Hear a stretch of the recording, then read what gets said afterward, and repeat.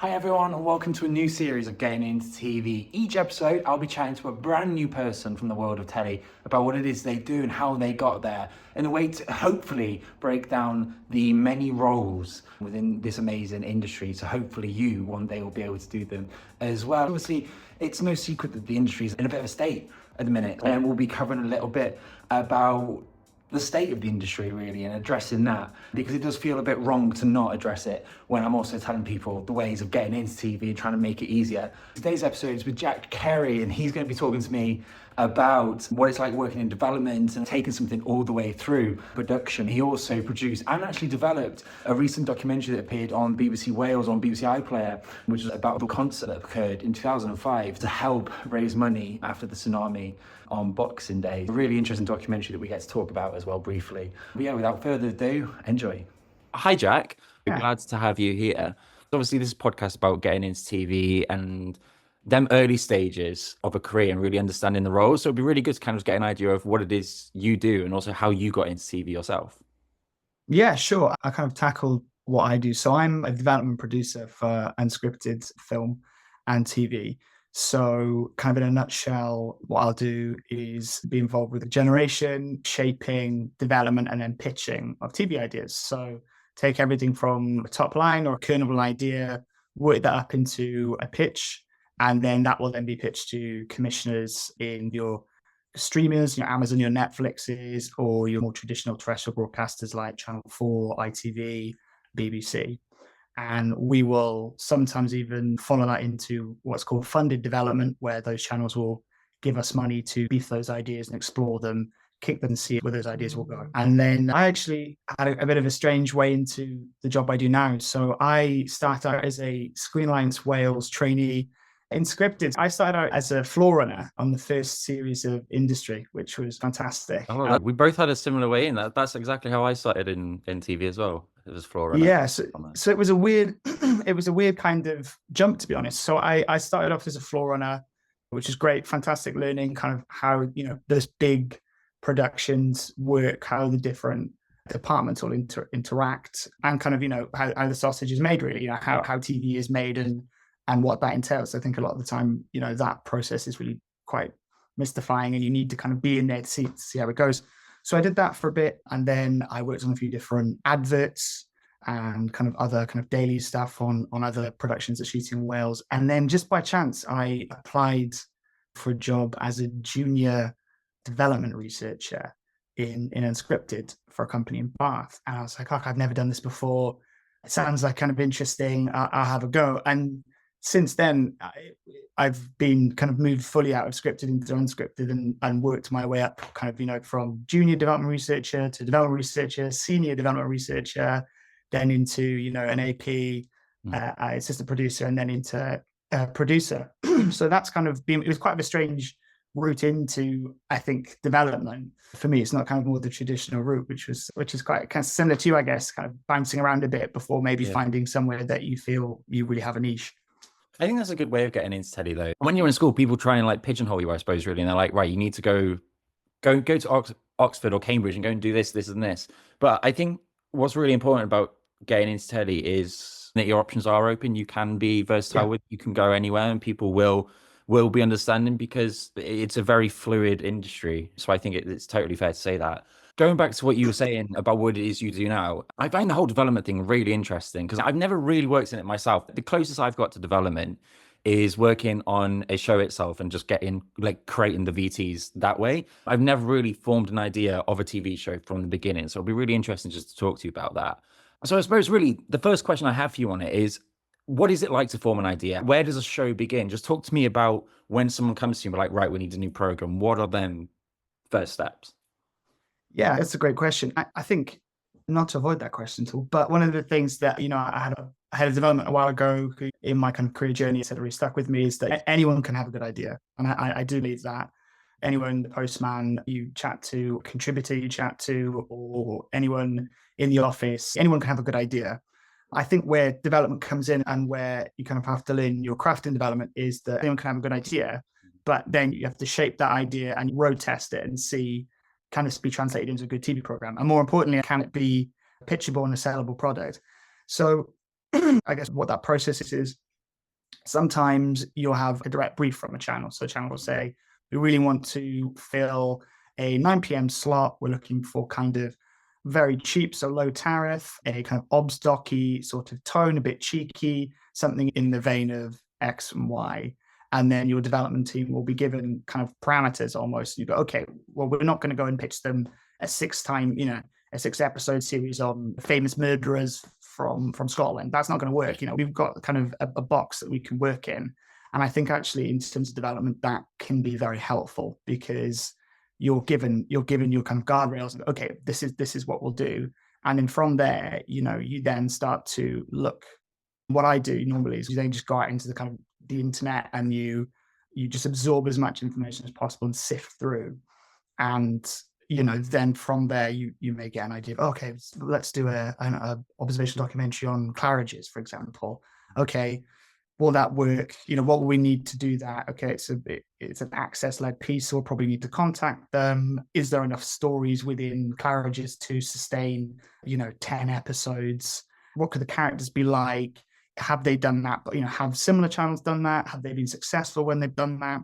So it's kind of, I think, as I've progressed, I think the aspects of the job that you may be more aware of when you first start is that it's a weird blend of marketing, sales, kind of almost like market research to an extent, and then having good ideas. Because I think there's a kind of an old adage: right idea, right time, right company, and right commissioner is kind of like the silver bullet of getting an idea away. And sometimes you can have an amazing idea and it doesn't get picked up because they might not have the right money for it. They might not have the right slots for it. They might have done something similar that didn't do very well. I mean, the irony of development is that, commissioners always go, channels always go, yeah, this is very right now. This is very on the money. This is such a great idea that's on the pulse of what's going on. And when that press release comes out, and then that idea was pitched probably 2 or 3 years ago, and it's taken all that time to kind of slowly grind through and be there at the right moment when they need it. And I think a lot of it is skill in developing an idea and doing a great pitch. And some of it is just luck, having the right idea at the right time. You mentioned there about pitches, and I suppose that's something really good to pick up on, actually, is what makes a good pitch.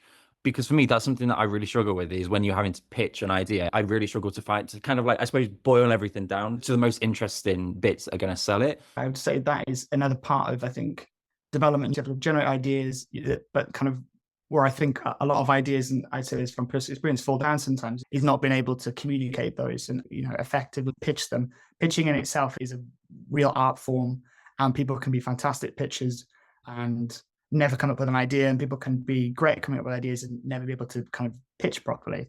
So you kind of have to, especially in the development team, it's great to have people with different skill sets to make sure that idea gets to market in its best form as possible. Yeah. But in answer to your question, what makes a good pitch? I would say the best feedback I've ever had really is that first page has got to be really killer. It's got to be succinct. It's a bit like what they say for films. You've got to have a log line, right? Jurassic Park can be kind of summed up in a 1-sentence line. And I think that's what a good pitch should be, that you have your first page will tell you everything about that idea that you can tell someone in 10 seconds. It's a show where we film people on their first dates. And, you have that on your first page. So if you're a commissioner and you're getting that at 3 p.m. on a Wednesday or 5 p.m. on a Friday when you're knackered and you've had about 25 people pitch you all day, you can look at that and immediately understand what it is that show is. And then kind of from there, a bit of advice I was always given is, never give someone an opportunity to say no. So it's kind of, commissions, especially because, the marketplace is where it is at the moment. It's a lot more people pitching for a lot less slots and a lot less programs with a lot less money. So any opportunity to say, I don't need to read any more of this pitch, or I don't need to delve any deeper into this so I can knock it out of contention is something you kind of have to avoid. So once you've had that first great log line of what this idea is, laying out the idea in a succinct way as possible. I think nobody likes to read big, long chunks of text. It should have an understanding of what the visual style will be, comps of other different documentaries that you're kind of looking at, kind of for style and tone. What would you say? You kind of mentioned there something that just chimed with me. You mentioned that you want to have a log line that if it gets to a commissioner at Wednesday at 3 p.m. or I suppose Friday at 5 p.m., you want them to sit down and read that thing. And I suppose really that's the difficulty. You want to grab their attention in some ways, and it's all about that. What would you say are the difficulties of creating ideas and creating that next TV show? What would you say the common difficulties are that you generally face? It is the very crowded marketplace, and you've got a lot of people fighting for the same briefs or the same kind of opportunities. I think one of the big problems actually is, strangely, is when a show does very, very well. So Traitors is a great example of that. It did absolute gangbuster numbers. Yeah. Its cultural impact is huge. And then everybody wants to run Traitors, right? Channel 4 wants to run Traitors, Channel 5 wants to run Traitors. And I think, that's one aspect of it, is then, there's a kind of laser focus on a very certain type of show, be it reality or obstacle. I think the big push a few years ago was true crime. Maybe sort of 2-3 years ago, everyone wants true crime. It has to be true crime related, murder, abductions, kidnappings, all those sort of things. So I think one of the difficulties in pitching idea is being, aware of kind of where the market is and where the industry is in terms of what they're looking for, and whether or not you can adapt to that and pitch into what everyone's looking at. So I think that's one of the issues, is being at the whim of where the industry is and what they're looking at, and going through that motions of, okay, like, we're going to be the next 12 months that they are going to be looking for these sort of things. And are we the right company? Are we the right team to pitch that? And are they going to be looking to us for those sort of things? I think that's one of the other difficulties, especially in development teams within certain companies, is that they'll be seen for, okay, this company does this. So sometimes you have to be a bit upstart and think, okay, how can we get over that perception? How can we fight with the big dogs, and especially in Wales, to prove ourselves that we can develop those ideas and deliver those ideas just as these other companies can as well? I don't know if this is a question you can answer, but is there a niche that Wales tends to have over elsewhere when it comes to ideas anyway? Speaking from very subjective personal opinion, I think that a lot of the companies that I know of is a real breadth, actually. I don't know if we're particularly known for a certain type of idea. I think that is probably a good thing, that, the companies who deliver fantastic true crime documentaries, massive outside broadcast, shiny floors, shows, music shows, formats as well. Maybe it's not the best answer to the question, but in terms of us having a superpower in terms of what we can pitch to, I think outside of London, Wales is one of those fantastic places that has a great telly scene, that we can be a bit nimble and fleet-foot and do a lot of stuff and provide a lot of stuff, which is great. I was just more curious for people coming out that might have them ideas, that it's good to kind of know that you aren't just, I suppose, pigeonholed into, you have to do a true crime thing if you're in Wales. It's nice to know that you have them options. And going back a little bit to the process then, what would be really good, and you have kind of spoken, I suppose, really about how you get an idea greenlit, but like, when you have an idea greenlit, what's that feeling like? And what are the final stages of getting an idea greenlit and the difficulties of getting there? Yeah, no, 100%. I think that's every developer's. I had a boss, I served for a company in London, and they said, we should buy a bell and ring the bell every time we have a commission, because it'll just show everybody in the office how rare that is, and how precious those moments are.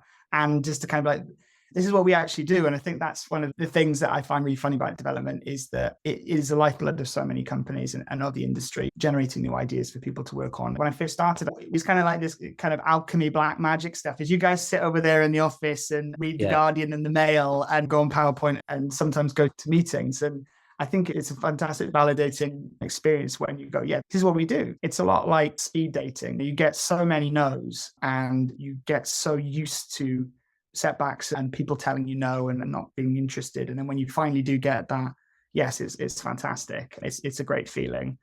So yeah, it's that kind of, when you get that green light, it's amazing. It's as I said, a really kind of validating experience for yourself and the team. And then in terms of where, you can go wrong, like where it can all kind of go awry in between, once you get that green light, it doesn't necessarily mean you're going to go into production next week.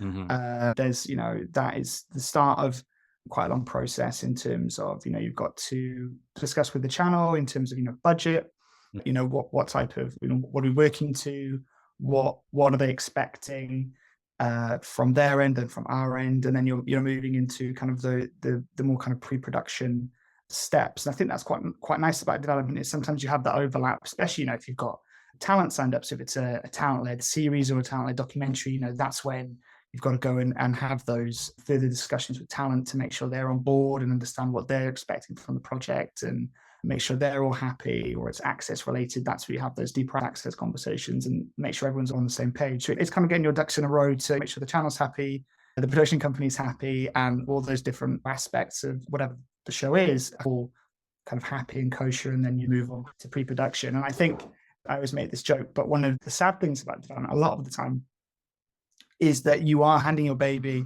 to somebody else to raise, which is great sometimes. And it's fantastic to see what happens and where that goes. And then sometimes I have to work with someone who used to joke and say, yeah, development's great because you just get to send the cameraman to have a load of fun while you guys sat in an office. And that's kind of, it's kind of, oh, this is amazing. Yeah, we get to kind of dream up amazing jobs for other people to do. Imagine spending, 12 months trying to get a huge natural history series away. Oh, that's amazing. They're going to go spend 9 weeks in China, and that sounds really cool. But never mind. We're going to just go back to the office, and we've got another pitch for Channel 4 next week. So that's one of the hard things actually about when you get that green light, is that you pass the baton on to someone else to run with. Okay, anyway, next one, and then you're back to it, and you can't kind of rest on your laurels, and you've kind of got to keep going, which is hard sometimes because sometimes you want to go to the Bahamas. You mentioned that you get a lot of no's, you deal with a lot of rejection in development. How do you cope dealing with all that rejection? Yeah, I mean, I really struggled with it, I think, at the beginning, at the start of my career, because especially for those ideas that you love, and, some ideas you put your heart and soul into, and you really want to succeed, and you really want to get picked, and get commissioned. And it used to really kind of, it is a kick in the teeth sometimes. You spend, sometimes months pouring your heart into a pitch deck, or getting a sizzle cut, or negotiating access. And, sometimes 3 months worth of work can be kind of struck down in like a 10-second conversation. And that's one of the things that I really sort of had to, kind of have to adjust and get, you've got to be a bit more tough to it. I mean, a lot of the times I go into pitch meetings, sometimes we have a list of 6 ideas, and you think, great, okay, we've worked all these up, and this is great, and we're really confident, and, we can answer all the questions and queries that'll come up because we're really well researched and really well prepared. And you won't get past the second sentence. You could say it's about a fish and chip shop in Grimsby. Yeah, we don't want to. And that is how quick it can go. And then suddenly within, I've been in pitch meets before with, you've been through about 6 ideas in 10 minutes and go, okay, we actually don't have anything left to pitch. And you do get used to it, and you take it less personally. And I think, it is a good thing, because it just shows you, I think it does make you a better developer. It just makes you more aware of what commissioners and channels want. But it is still hard.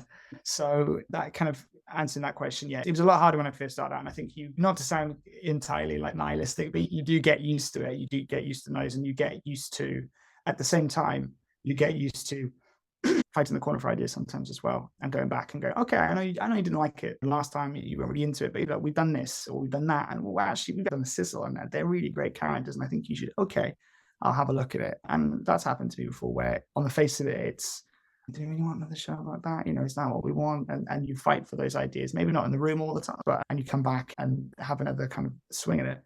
In terms of what it's like to give your babies away to be raised, yeah, it's, again, I've been very lucky, I guess, in my career. I've been able to switch to production sometimes and see those ideas through from kind of early pitch all the way to post-production, which sometimes I think it's a really, really, really important thing to do for any developer, is to be in production. Because the kind of joke in the industry is, a lot of the times people who work in production are like, well, you've pitched it, you've sold this thing, and now we have to deliver it. And yes, it's sad that we give our baby, we go back to the office, but we get to go back to the office. You're in it, and you have to suddenly deliver the thing that's been promised. I think it's really important for production companies, for development teams and production teams, to be on the same page, because they have to produce what you've promised. And a lot of the time, those things don't always, as everybody knows, the idea that you pitch to a channel is not always the same product that comes out in the end. And sometimes that's because stuff has gone wrong, or sometimes that idea naturally evolves. And in some ways, that development process is ongoing up until you deliver that show.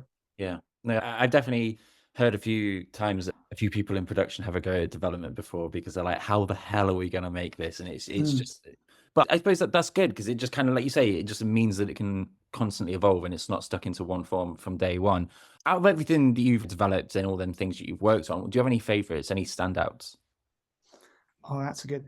I have my favorite thing is to talk about, I think this is a very masochistic thing that developers do, is to go through like, what was the idea that, your favorite idea that never got made? Because everybody has those, like the scripts that never got into the films.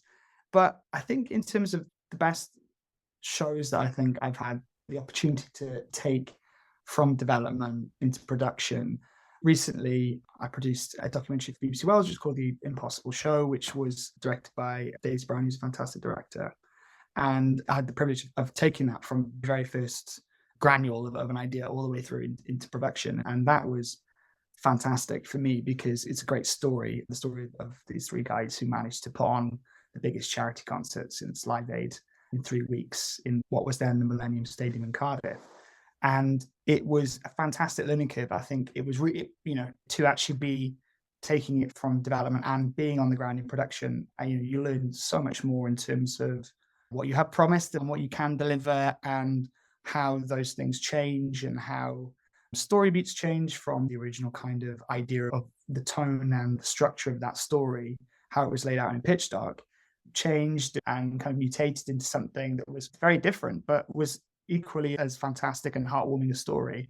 And I think that was a real privilege and a real pleasure to be able to see that, because as I said before, a lot of the time you don't get to see, you pitch something and if it gets commissioned, you're like, oh, amazing, great. And then someone else goes and make it. What about that bit of archive that we can use that? And then because, okay, well, what about this? What about that? And you kind of get to see the end point and they kind of fast forwarded through the 6 or 9 or 10 months of production. And you're like, okay, that's cool. And that's how it ended up. And that's amazing. So it was actually great to be part of that process and understanding, okay, this is why we didn't do this, or this is why we didn't go down that alleyway, or narratively we didn't do that, or we decided to lean more heavily into this. I think that was great for me to be a part of that whole process.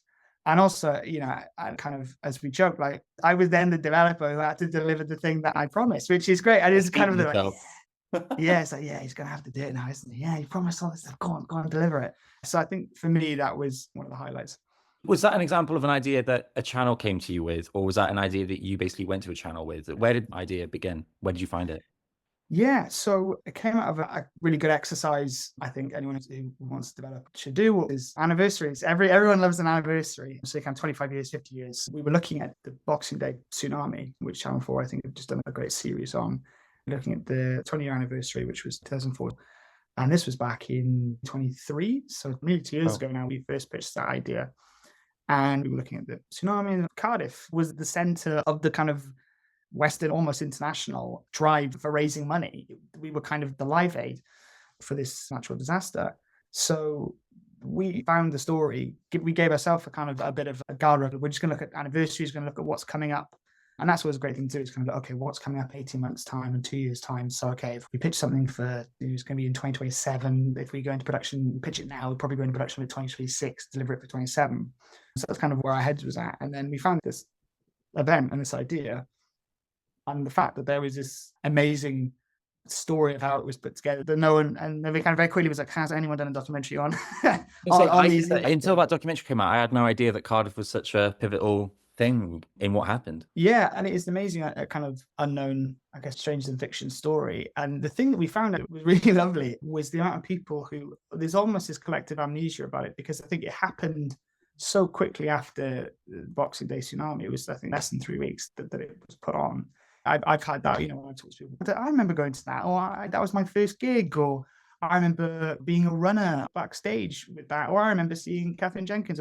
And it's this thing that I think a lot of people probably did remember at the time, and was a huge thing at the time, that because it was so quick, it was swept up in raising that money and being put on so quickly that a lot of people just sort of forgot about it, which is great to be able to shine a light on that. Immortalize it as well. And like you say, raise awareness. Yeah. You brought it through from development through to delivering it. What were the things that you learned most? Because obviously, like you say, we have joked about the fact that being in development and passing it on, you always, people in production tend to be like, how the hell are we going to make this? What were the things that you specifically learned that were difficult for people in production, or made you more aware of when, I suppose, really, what did you take away from it that's going to help you in development?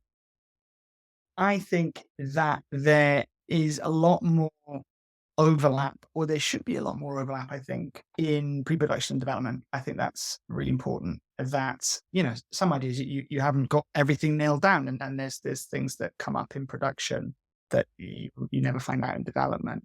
But I think that having a real sense of especially I use a kind of a documentary as an example, archive, really pinning down contributors for their time, understanding the logistics of if this was to get greenlit and we were to film with them, what would that look like? Where would we have to go for that? How much of their time would we have?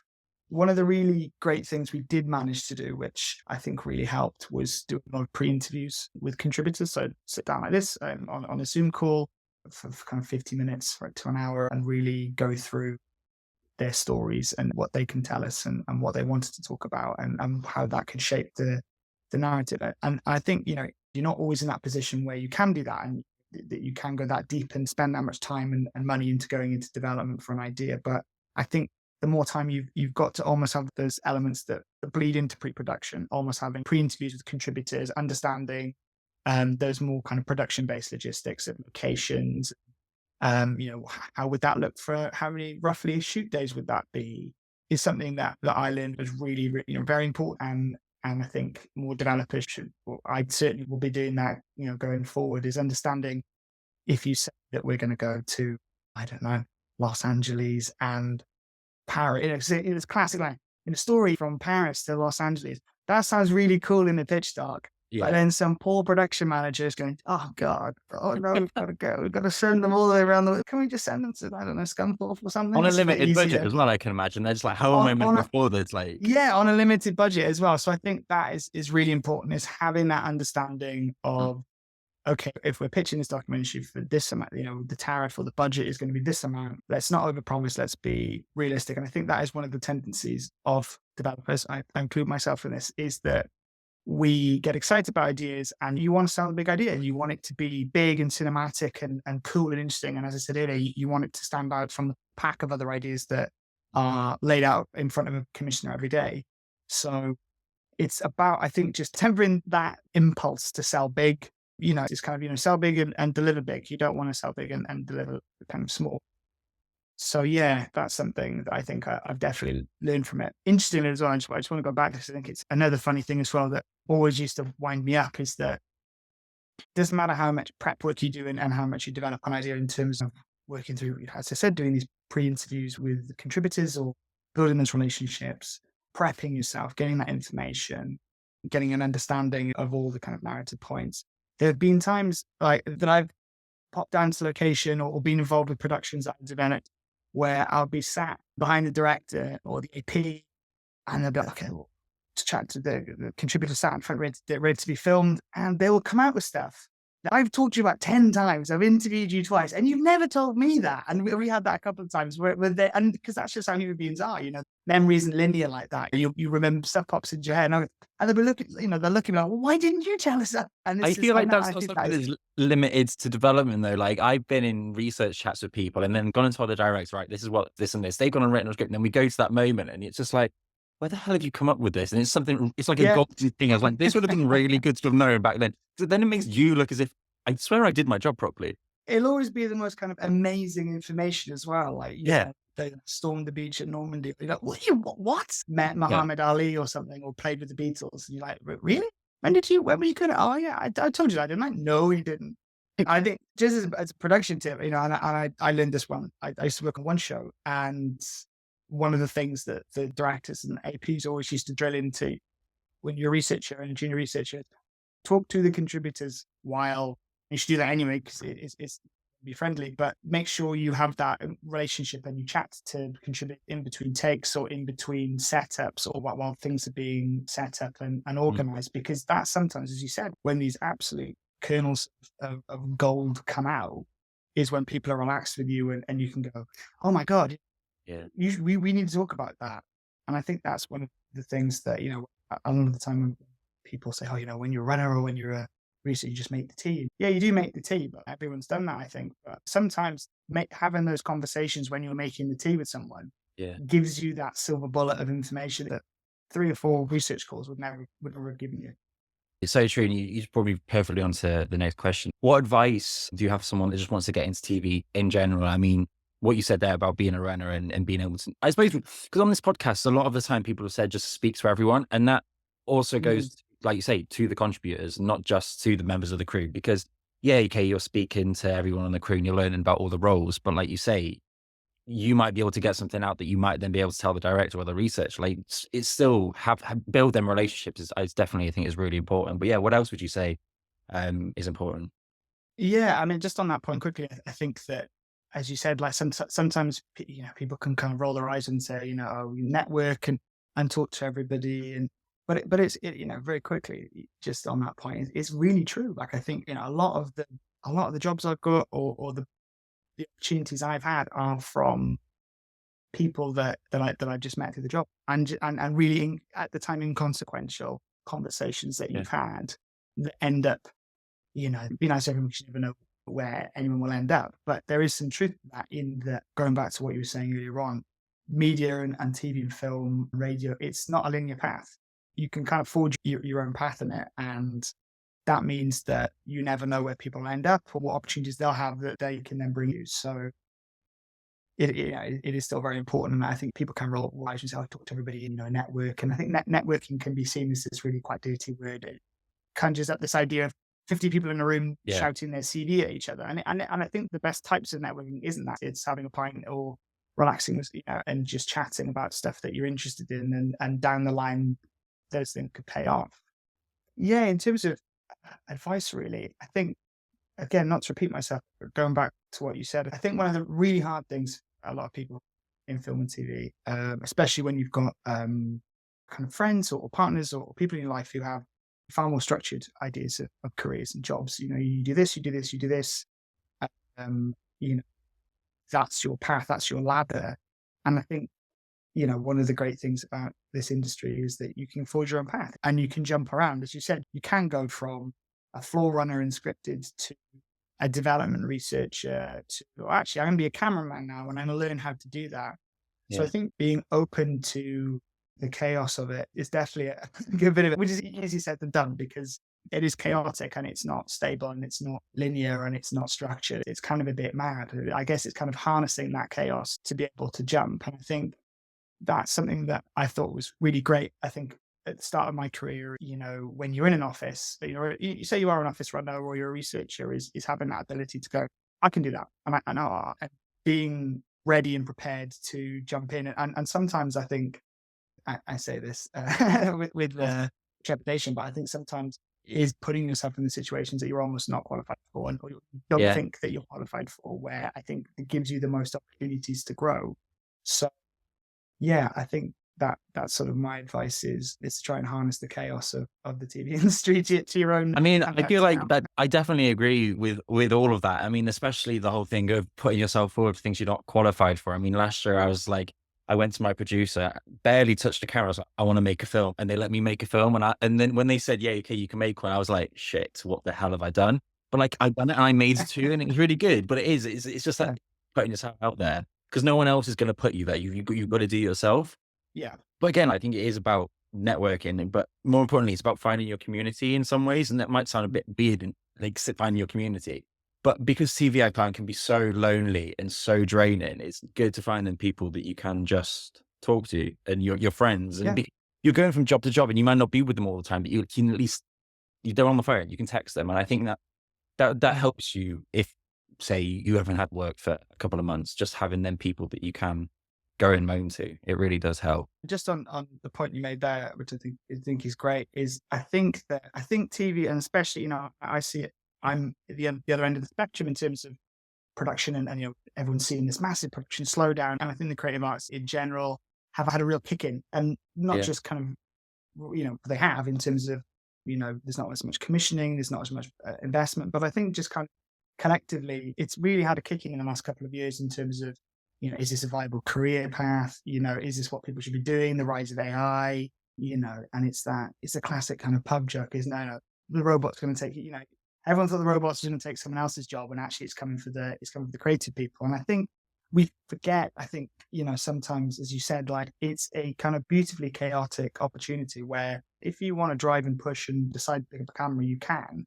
There's not, if you're a doctor, you can't decide one day, if you're, I don't know, an audiologist, you think, I really quite fancy doing some surgery. Yeah. Would you mind, is a consultant going to give you a scalpel and say, crack on? They're not. And I think, it's understandable, but I'm not endorsing anyone do any surgery they're not qualified for.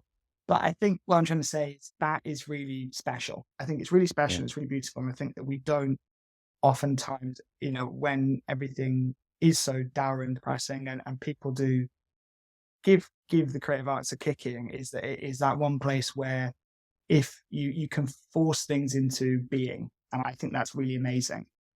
The whole downturn of work and TV and everything. Oh, how have you found that's affected development? Has that affected you in some ways? And how's the lack of commissions, I suppose, affected what you do and how you go about what you do? Yeah, I think, we are at the forefront of that. We're at kind of the tip of the spear of that downturn because, we aren't getting stuff away. We're not getting commissions. And then, we're at the very start of that knock-on process.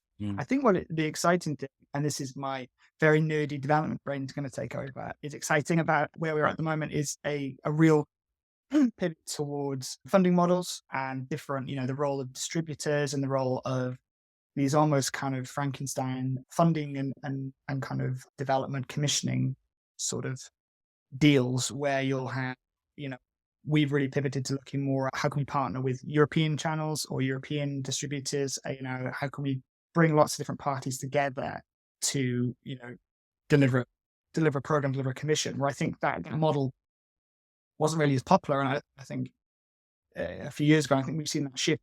Now it isn't that we're going to go and get a series commissioned by Channel 4 that's going to go out and we're going to make it. It's going to be, okay, we're going to bring together a deal that's got, some money from the Netherlands and some money from Canada and some tax credits from France and some money from WorldGov and some interest from distributors, and then go to a channel with a deal almost. You're presenting kind of a buy-in to a pre-made deal rather than just a straight program anymore. So I think that's where I've seen that change massively, is this promotion of kind of commissions or to funded programming that obviously did exist, but it wasn't as popular a couple of years ago. And I think that's where I'm seeing the job changes, which is really exciting. I think is kind of working. It's a far more collaborative process, and it's far more to do with bringing different parties together to agree, and all these different stakeholders together to agree on a product, rather than that straightforward thing. ITV wants this, we've got it. We want what you're selling, buy it. It's almost, we've got this deal together. Would you like to be part of it? I think that's the biggest change I've seen. It's just really good to highlight, isn't it? Just especially for someone wanting to get in. I've had a great time chatting to you today, Jack. It's been really interesting just hearing about the formation of ideas and obviously what you've worked on and everything. So thank you for sharing everything. I'm sure everyone listening will have loved it. It's been great. Amazing. Thanks so much. Thanks for having me on, Tom. No, any time.